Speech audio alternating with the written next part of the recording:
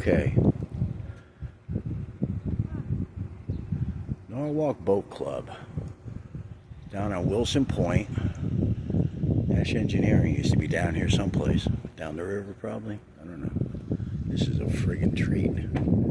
Excuse my French. This is why we live in Norwalk. Place is empty. No cars in the parking lot. Nobody even knows about this damn Norwalk Yacht Club, but it is a treat.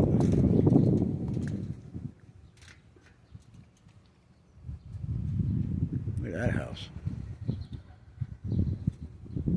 It's cool.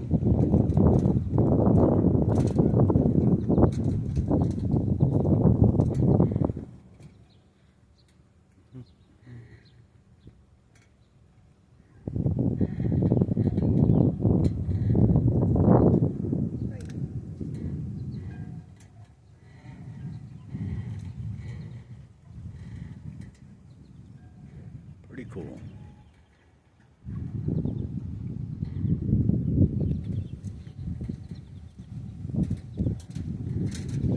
The second place today we stumbled on and didn't even know existed, really.